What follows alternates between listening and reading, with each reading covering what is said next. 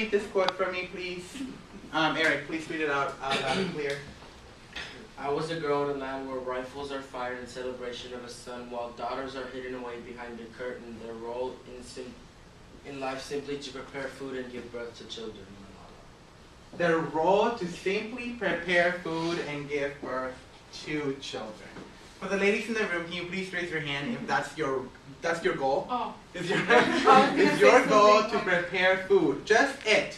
To prepare food and give birth. Raise your hand. If that's what you want to do. It's okay if you do. Like, you want to just get married, have children, and prepare food for your husband. No girls? No takers? Oh, okay.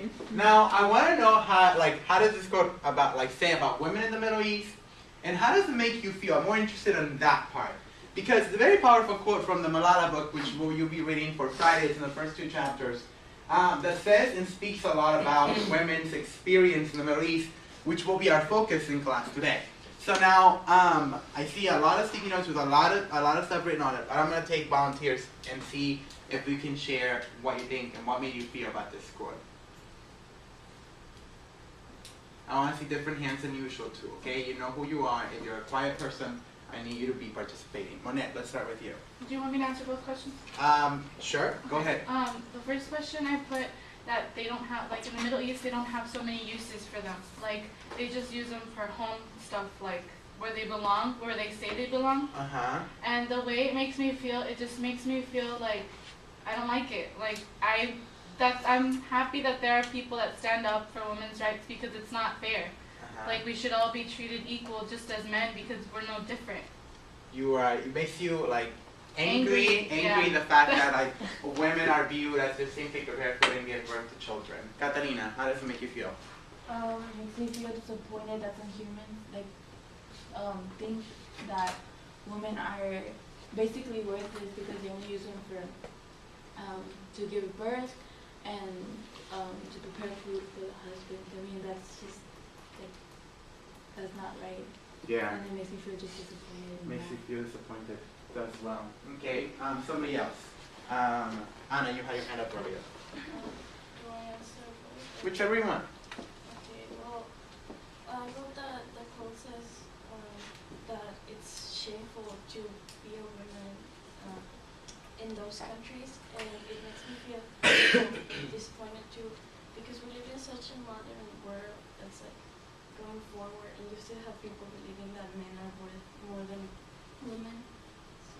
It's sometimes disappointing to know that you're in the year 2014 and there's still people that think like this, right? Like it is very interesting. But today, before we make all those assumptions about this region and this people, we need to understand like where does it come from, and we're gonna be looking at that today. Eric, you had a comment.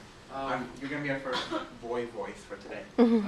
I wrote because like when I read, I put myself in the character's spot.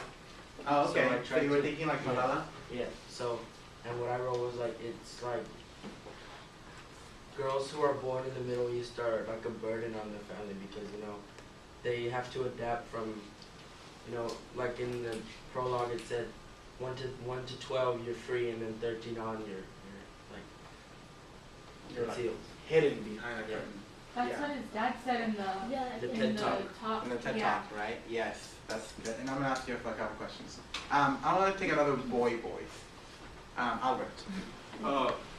Well, I put that to me it doesn't make, I don't like it personally, but it doesn't make me angry either because it's their culture. If they want that, let them. That's what I think. Okay, and it kind of goes back to like the UN simulation when you couldn't necessarily completely ban child marriage because for some countries, for some communities, it's a belief, it's a cultural belief that sometimes it puts you in that really difficult situation of should we allow it just because it's a cultural or religious tradition, or should we ban it no matter what? I mean, the UK had a strong belief like no matter what, like we must end it. Whereas some countries said no matter whether it's but if it's a religious thing, we have to respect it. Now, I wanted to ask you questions about the video from the TED Talk because Malala's father, which I can't pronounce his name yet, but he mentioned a few things that are very important to our class discussion today. But first, I want you to think, I don't want you to think that this experience of women is only a Islam related issue. Not just Muslim women are the women that go through this type of experiences. It happens to women of all different faiths, whether it's Christianity, Judaism, Buddhism, Hinduism. Because it really comes down, religion plays a role in building this experience, but it's not just an Islam issue, and it's not just a religious issue. And we'll look at that. Now, Malala's father said a couple things. He said, we must unteach girls to do something. Can somebody tell me what he said?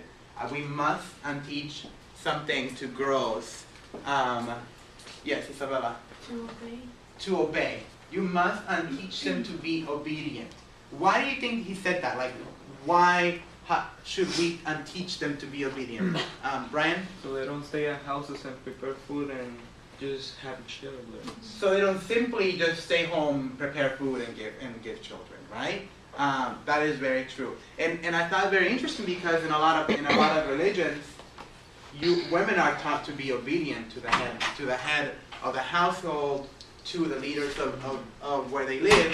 Now, do I have any Christians in the room? And if any of you know if you do know, like, what does the Bible say about women's role in society? Does anybody know? Have you read that part of the Bible? Christian? You're always sitting quiet? Oh yeah. Does anybody know the role of women in Christianity? Alejandro? It says something about, like, well, once there is a character in the Bible that once he worked 7 straight years for a woman, but the dad gave her another, the sister. And then the guy ended up marrying both of the sisters. So the dad gave away his daughters? Yeah, but he wanted a girl. He wanted this girl. So he worked 7 years in a row for the girl he wanted, but the dad gave her the other one, his sister. Oh. He's like, oh. So he had worked to make money to buy one of the girls, but when it came to buying it, the dad gave her the other one. Yeah. Okay, so that story depicts, like, what does it say about women in this property, right? Like, you can sell women to other people. And so, but the reason I asked is because to show you, and there's other, Gigi yesterday mentioned that they're taught to be submissive in the Bible. Women are to be submissive to males, to the head of the household, which in most areas is a male.